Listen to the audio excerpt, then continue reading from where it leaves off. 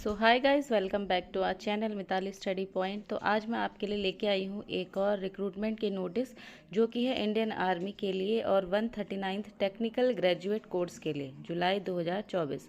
इसका मतलब ये है कि अगर आप अनमैरिड मेल इंजीनियरिंग ग्रेजुएट्स हैं तो ये अपॉर्चुनिटी आप ही के लिए है। जी हाँ, सिर्फ आपके लिए। तो चलिए जान लेते हैं कि आगे इसमें इन्होंने क्या क्या इन्फॉर्मेशन दिया हुआ है।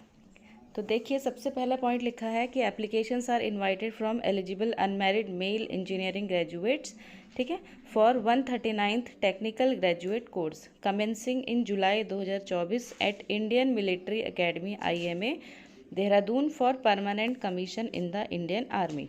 मतलब इंडियन आर्मी के परमानेंट कमीशन के लिए जो IMA है, इंडियन मिलिट्री एकेडमी देहरादून के लिए टेक्निकल ग्रेजुएट कोर्सेज में इंजीनियरिंग ग्रेजुएट्स मांगे हैं, जिसमें कि सबसे मेन चीज़ लिखी है कि अनमैरिड मेल होना चाहिए। चलिए जान लेते हैं एलिजिबिलिटी क्या रहेगी। सबसे पहले है नेशनैलिटी, जिसमें कि लिखा हुआ है कि a candidate must either be a citizen of India और अ सब्जेक्ट ऑफ नेपाल और a person of Indian origin who has migrated from Pakistan, Burma, Sri Lanka and east African countries of Kenya, Uganda etcetera. ठीक है ना। मतलब आपको भारत का नागरिक होना चाहिए या नेपाल का, या जो पाकिस्तान या बर्मा इनसे जो है माइग्रेट होकर इंडिया आए हैं वो सब। ठीक है ना। अब आगे इसमें आप लोग पढ़ लीजिएगा कि एलिजिबल हैं या आप या नहीं है। अब है अगला है एज लिमिट। एज लिमिट मांगी है 20 to 27 years as on 1 July 2024। मतलब 1 जुलाई 2024 तक आप 27 साल से ऊपर नहीं होने चाहिए और 20 साल से कम नहीं होना चाहिए। यहाँ पे डेट ऑफ बर्थ भी दिया हुआ है, जैसे आपकी पैदाइश 2 जुलाई 1997 से पहले की नहीं होनी चाहिए और 1 जुलाई 2004 के बाद की नहीं होनी चाहिए। ठीक है। अब उसके बाद अगला पॉइंट लिखा है कि the date of birth recorded in the matriculation secondary school examination certificate और an equivalent examination certificate on the date of the submission of application will only be accepted. मतलब जिस दिन आपने फॉर्म भरा है उस दिन तक ये आपके मैट्रिकुलेशन या सेकेंडरी स्कूल एग्जामिनेशन सर्टिफिकेट में होना चाहिए। ठीक। अब थर्ड पॉइंट है एजुकेशनल क्वालिफिकेशन फॉर अप्लाइंग। अब देखिए, इसमें सबसे पहले लिखा है candidates who have pass the requisite engineering degree courses और in the final year of the engineering degree courses are eligible to apply. मतलब अगर आपने इंजीनियरिंग डिग्री ख़त्म कर ली है या अगर आप फाइनल ईयर में हैं तो आप इसके लिए एलिजिबल हैं। एक और पॉइंट लिखा है candidates studying in the final year of engineering degree course should be able to submit proof of passing engineering degree examination along with marksheets of all semester years by 1 July 2024। मतलब 1 July 2024 तक आपकी सारी marksheets और आपके course complete होने का proof है वो आ जाना चाहिए। ठीक है, जो कि आपको सबमिट करने पड़ता है। ठीक। अब एक और नोट इसमें दे रखा है कि all final year appearing candidates whose final semester exam will be scheduled after 1 July 2024 are not eligible to apply for this course. मतलब ऐसे कैंडिडेट्स जिनका फाइनल ईयर या फाइनल सेमेस्टर जो है 1 जुलाई 2024 के बाद भी कंटिन्यू रहेगा, वो लोग इसमें एलिजिबल नहीं है। ठीक है। आगे डिटेल आप लोग पढ़ लीजिएगा। हम थोड़ा आगे बढ़ते हैं। ये इसमें वही दिया है कि अगर आप फाइनल ईयर के हैं तो ही आपको ये पढ़ना पड़ेगा, अगर आप पास आउट हैं तो आपको ये सब पढ़ने की ज़रूरत नहीं है। ठीक है। कोई बैक वगैरह नहीं होनी चाहिए, ये सब लिखा है इन्होंने। ठीक है। अब अगला है वैकेंसीज। ठीक है।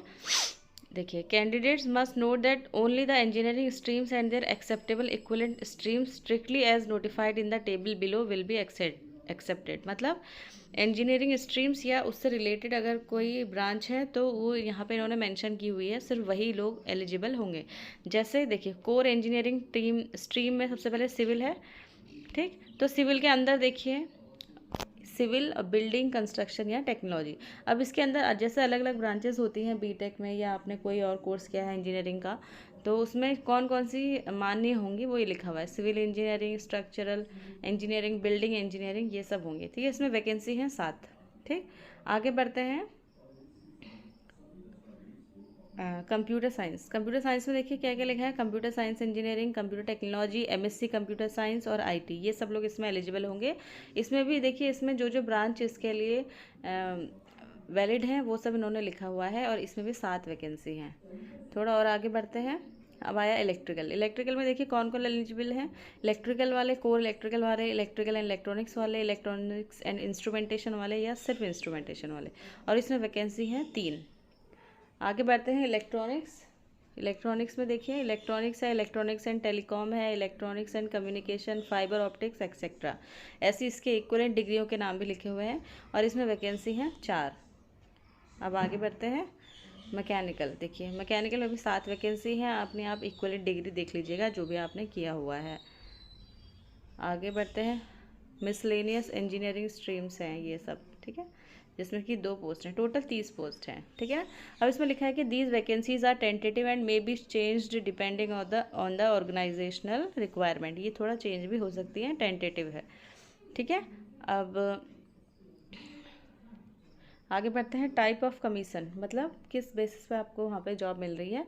देखिए पहले लिखा है grant of commission, selected candidates will be granted short service commission on probation in the rank of lieutenant from the date of commencement of the course at IMA, ठीक है ना, मतलब सेलेक्टेड कैंडिडेट्स को शॉर्ट सर्विस कमीशन दिया जाएगा, ठीक है, और उनको रैंक मिलेगी वहाँ पे लेफ्टिनेंट की, ठीक। अब परमानेंट कमीशन कब होगा, देखिए on successful completion of training cadets will be granted permanent commission, जब आपकी ट्रेनिंग कंप्लीट हो जाएगी तो उसके बाद आपको परमानेंट कमीशन मिलेगा, ठीक।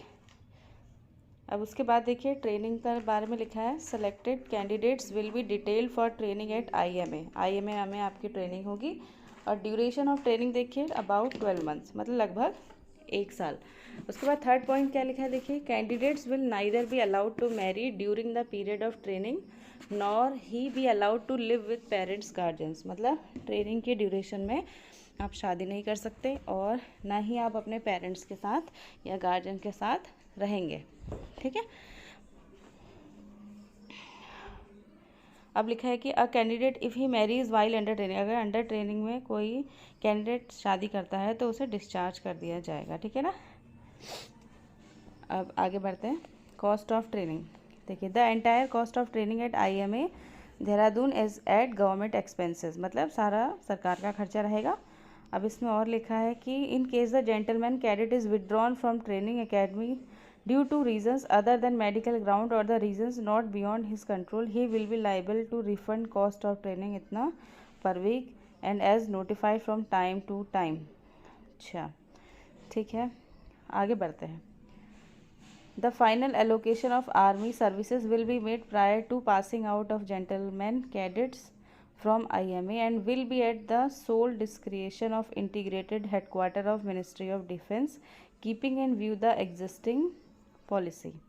चलिए आगे बढ़ते हैं। अब इसमें है टर्म्स एंड कंडीशंस, देखिए ये प्रमोशन का क्राइटेरिया लिखा हुआ है, रैंक जैसा आपको लेफ्टिनेंट रैंक पे आपको एंट्री मिलेगी, उसके बाद देखिए 2 साल कंप्लीट होने के बाद आप कैप्टन बनेंगे, 6 ईयर कंप्लीट होने के बाद मेजर, 13 ईयर्स कंप्लीट होने के बाद लेफ्टिनेंट कर्नल, ठीक है ना। तो इस टाइप से आपकी ये रैंक इन्होंने दी हुई है। अब है पे लेवल दिया हुआ है, देखिए लेफ्टिनेंट का पे लेवल होता है लेवल 10 होता है, कैप्टन का लेवल 10B होता है, तो इस तरीके से आपका पे लेवल ये रहेगा, ठीक। अब अगला है MSP fixed stipend for candidate, training के टाइम पे आपको ये मिलेगा 56,100 पर मंथ, ठीक है। चलिए आगे बढ़ते हैं। फिर है qualification grant abolished as a separate allowance, eligible employees to be governed by newly proposed higher qualification incentive मिलेगा इनको, ठीक है ना। फ्लाइंग अलाउंस अलग मिलता है, फिर ये सब अलाउंस इन्होंने यहाँ पे लिखे हुए हैं, ठीक। चलिए बढ़ते हैं आगे, ये आप लोग पढ़ लीजिएगा। हमारा मेन मकसद इस रिक्रूटमेंट के द्वारा ये बताने का है कि अभी फ़िलहाल में आप लोग इसके लिए एलिजिबल हैं या नहीं हैं, और बाकी कितना अलाउंस मिलेगा, कितना सैलरी होगा, वो सब आप लोग खुद से पढ़ लीजिएगा, और कहीं पे कोई दिक्कत हो तो आप मुझे कमेंट करके बता सकते हैं। अब 9th पॉइंट है हाउ टू अप्लाई, आपको अप्लाई कैसे करना है। एप्लीकेशन देखिए सिर्फ ऑनलाइन एक्सेप्ट किए जाएंगे, आपको जाना है वेबसाइट पे www.civil joinindianarmy.nic.in, ठीक है ना। वहाँ पे आपको ऑफिसर एंट्री में अप्लाई करना है, लॉगिन करना है, वहाँ पे अपना रजिस्ट्रेशन करना है। अगर पहले से रजिस्ट्रेशन किया हुआ है तो आपको दोबारा रजिस्ट्रेशन करने की ज़रूरत नहीं है, ठीक। उसके बाद आपको ऑनलाइन फॉर्म फिल करना है, ठीक। अब देखिए कुछ इंपॉर्टेंट पॉइंट्स है जो आपको फॉर्म भरने से पहले ध्यान में रखने हैं कि एक बार ऑनलाइन एप्लीकेशन आपका फिल हो गया तो उसमें कोई भी चेंजेस नहीं किए जाएंगे। मार्क्स वगैरह आप अच्छे से भरेंगे, ठीक है। पेरेंट्स का नाम वगैरह अपने हाई स्कूल का सर्टिफिकेट के अकॉर्डिंग भरेंगे। फिर उसके संग आपको कुछ फॉर्म जो है पेपर्स जो है आपको सेल्फ, देखिए इसमें लिखा है कि जब आप सिलेक्शन सेंटर पे आएंगे तो आपको कुछ सेल्फ अटेस्टेड कॉपीज़ लानी पड़ेंगी। जैसे पहला है 1 copy of the print out of application, ठीक है ना, duly signed and affixed with self attested photograph. मतलब जो आपने एप्लीकेशन फॉर्म भरा है उसको ड्यूली साइन मतलब 2 बार साइन, वो साइन करा हुआ और फ़ोटो के साथ सेल्फ अटेस्टेड आपको लेके आना है। दूसरा पॉइंट है मैट्रिकुलेशन का, हाई स्कूल का एक सर्टिफिकेट लेके आना है, ठीक है। आगे बढ़ते हैं। सिलेक्शन प्रोसीजर, ठीक है। सिलेक्शन प्रोसीजर क्या रहेगा, सबसे पहले है शॉर्ट लिस्टिंग ऑफ एप्लीकेशंस, ठीक है ना। देखिए इसमें क्या लिखा है, इसमें आपकी कुछ कट ऑफ बनेगी, ठीक है ना। Cut off will be applied in each stream on the cumulative percentage of marks